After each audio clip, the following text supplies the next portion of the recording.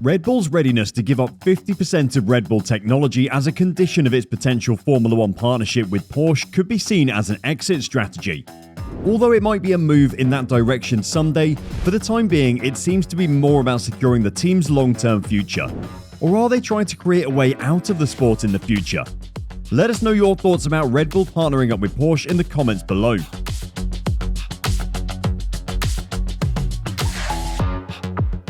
Dietrich Mateschitz, a co-founder of Red Bull in 1984 and the man who now retains management control over its activities, has always been the energy drink giant's motorsports director. The F1 team is the company's finest achievement after 3 decades of significant financial investment in motorsport, which also includes AlphaTauri and the Austrian Grand Prix. Mateschitz is currently 78 years old, so it is wise to consider what the future would entail without him.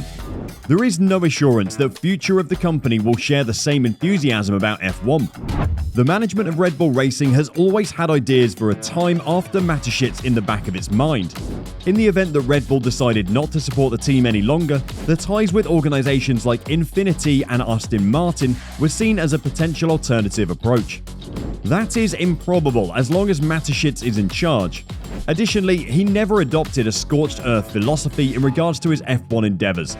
In fact, one of the terms of the sale of AlphaTauri, which was then known as Toro Rosso, was that the former Minardi team must continue to be based in Faenza. The environment for Red Bull's F1 operation will change, assuming the Porsche transition closes as anticipated. It provides Red Bull with the ideal partner in the medium term and justifies the risky move it made by making significant investments in its powertrain section. However, over time, it greatly increases the stability of the team's future. There are 2 straightforward options if Red Bull ever decides to part ways with its primary F1 team. If selling the remaining shares to Porsche is not an option, numerous investors will be drawn to the idea of partnering with such a prestigious manufacturer. As a result of this agreement, the team may have a long-term future that is either wholly manufacturer-owned or more like to the Mercedes model, with the team being owned in thirds by Daimler, Ineos and Toto Wolff. Both of those scenarios have the potential to be rock solid, which should promote stability throughout the times of change and prevent one of F1's most successful teams of the 21st century from falling behind. The revised financial environment for F1 is another element at play here. Given the cost cap, teams are no longer required to function as money-sucking black holes that absorb every dollar. Regardless of whether Porsche ultimately wants to control 100% of the team, it should be enough to secure its continued commitment. It's also crucial to remember that Red Bull has shown no indication that it wants to leave Formula One as of now. Everything it has done, including its investments in the powertrain sector and the newly unveiled Red Bull RB17 F1 performance production car, points to a growing business with passionate ownership. Therefore, there are 2 ways to look at the Porsche deal. First and foremost, it provides Red Bull with a strong and equal partner, which will only help the team become stronger in the ensuing years. Second, it ought to ensure a more secure future in case Red Bull loses interest in the future.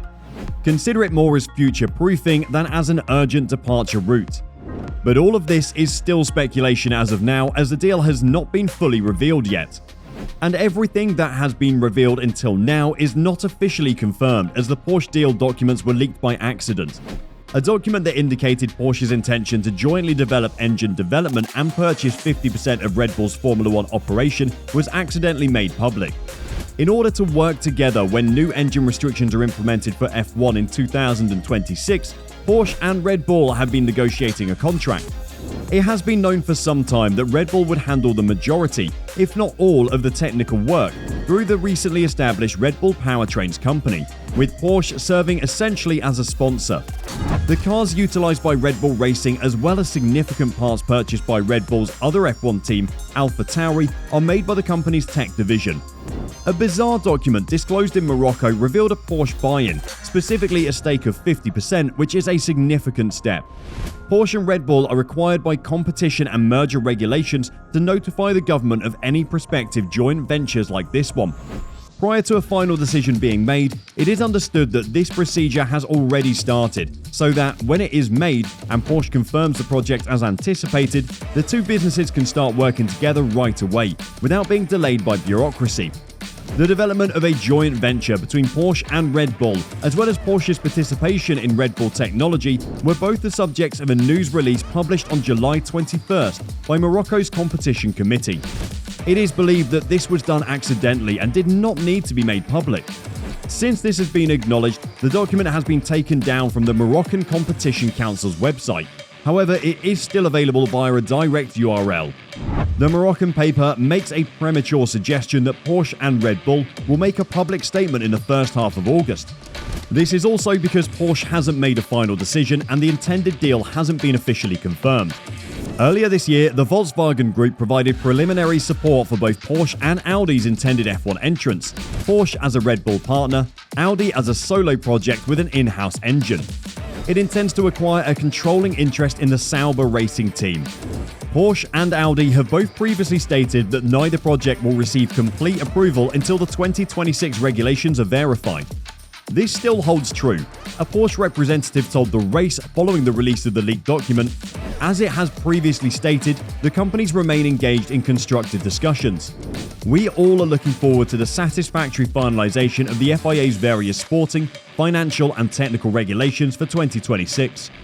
3 weeks prior to the Austrian Grand Prix, Red Bull and Porsche were expected to make their partnership official.